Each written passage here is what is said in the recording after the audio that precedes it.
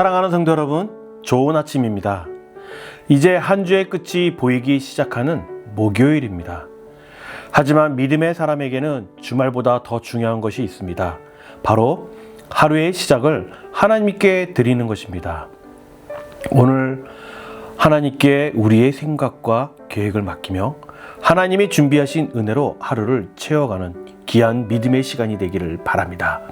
찬송가 374장 함께 부르시겠습니다.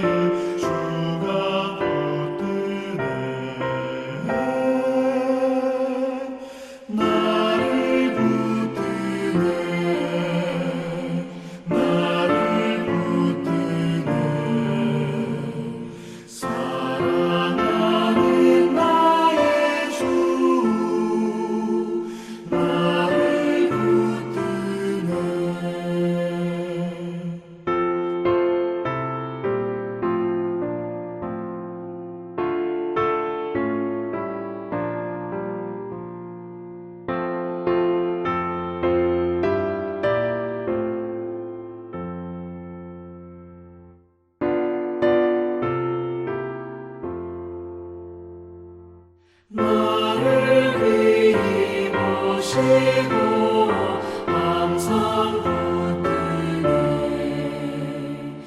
구원하는 사람을 항상 붙드네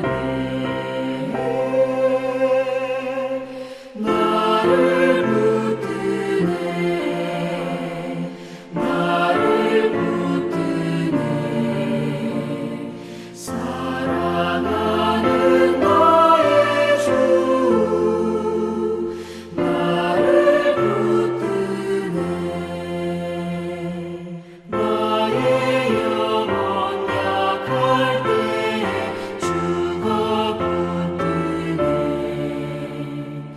피를 흘려 샀으니 주가 붙드네 나를 붙드네 나를 붙드네 사랑하는 나의 주 나를 붙드네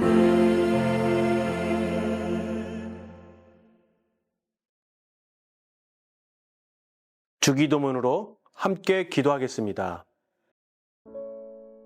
하늘에 계신 우리 아버지여, 이름이 거룩히 여김을 받으시오며, 나라에 임하옵시며, 뜻이 하늘에서 이룬 것 같이 땅에서도 이루어지이다.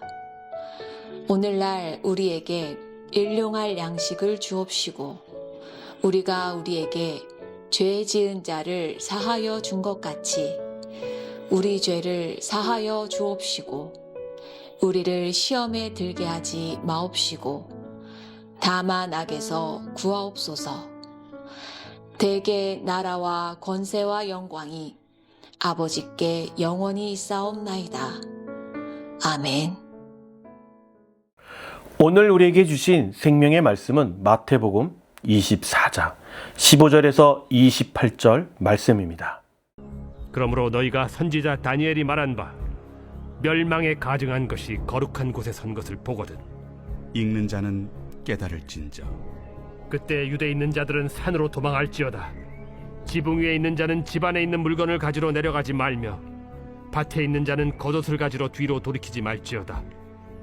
그날에는 아이 벤 자들과 젖 먹이는 자들에게 화가 있으리로다.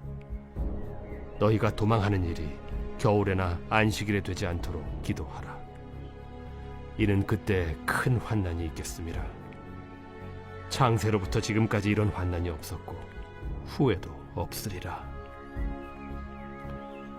그날들을 감하지 아니하면 모든 육체가 구원을 얻지 못할 것이나 그러나 택하신 자들을 위하여 그날들을 감하시리라. 그때 사람이 너희에게 말하되 보라 그리스도가 여기 있다 혹은 저기 있다 하여도 믿지 말라. 거짓 그리스도들과 거짓 선지자들이 일어나 큰 표적과 기사를 보여 할 수만 있으면 택하신 자들도 미혹하리라. 보라 내가 너희에게 미리 말하였노라. 그러면 사람들이 너희에게 말하되 보라 그리스도가 광야에 있다 하여도 나가지 말고 보라 골방에 있다 하여도 믿지 말라. 번개가 동편에서 나서 서편까지 번쩍임같이 인자의 맘도 그러하리라. 주검이 있는 곳에는 독수리들이 모일 것이니라.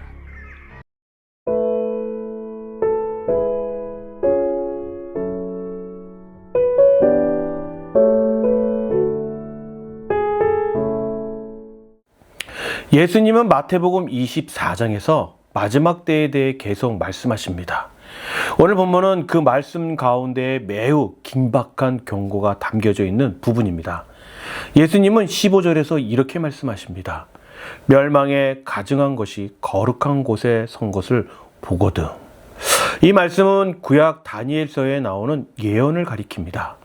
성전이 더럽혀지고 하나님을 대적하는 일이 일어난다는 것을 의미합니다. 역사적으로 보면 이 예언은 여러 번 부분적으로 이루어져 있습니다.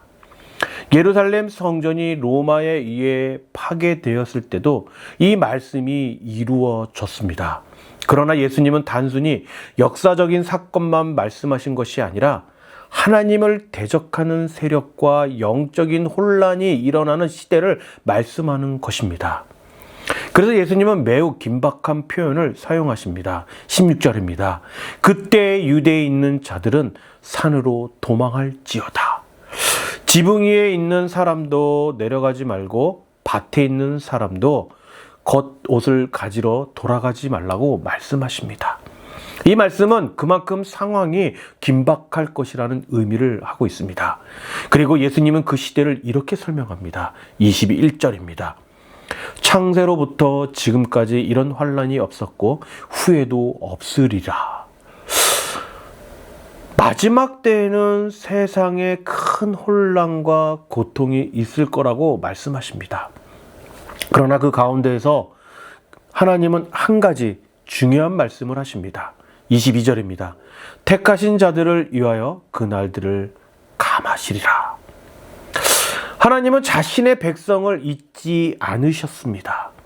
환란이 아무리 커 보여도 하나님의 손길은 여전히 역사하고 있었습니다. 그리고 예수님은 23절에서 또 한 번 매우 중요한 경고를 합니다. 그때 사람이 너희에게 말하되 보라 그리스도가 여기 있다 혹은 저기 있다 하여도 믿지 말라. 여러분 마지막 때의 특징 중 하나라는 거짓 선지자와 거짓 그리스도가 나온다라는 것입니다. 사람들은 혼란스러운 시대에 살게 되며 누군가 강력한 지도자가 나타나 그 모든 문제를 해결해 줄 거라고 기대합니다. 그래서 거짓 메시아들이 등장합니다. 그리고 예수님은 말씀하십니다. 24절입니다. 큰 표적과 기사를 보여 할 수만 있으면 택하신 자들도 미혹하리라. 여기서 우리는 매우 중요한 사실을 배웁니다. 기적이 있다고 해서 반드시 하나님께서 하시는 일이 아닙니다. 표적이 있다고 해서 진리가 아닐 수 있습니다. 그래서 신앙은 감정이 아니라 분위기가 아니라 말씀 위에 서야 합니다. 예수님은 마지막으로 이렇게 말씀하십니다. 27절입니다.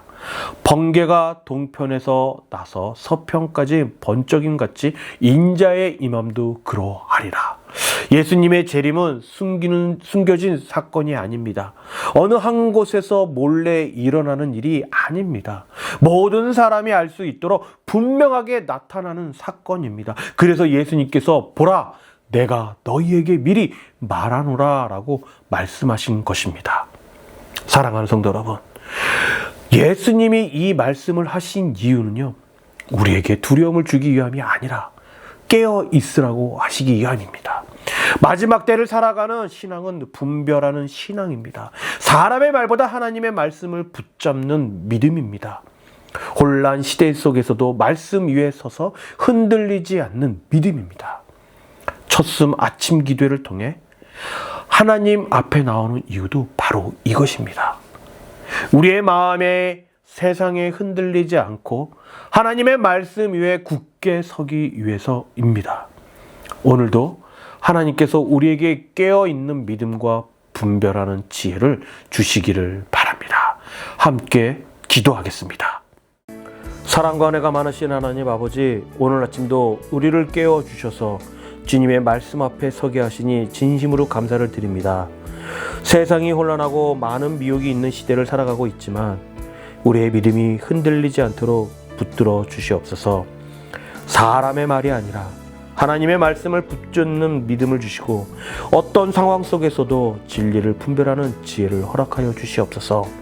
우리의 마음을 늘 깨어있게 하시고 주님 다시 오실 날을 준비하며 살아가는 삶이 되게 하여 주시옵소서. 오늘 하루도 우리의 걸음을 인도하시고 우리의 삶 속에서 하나님의 뜻이 이루어지도록 함께하여 주시옵소서. 예수님의 이름으로 기도드립니다. 아멘.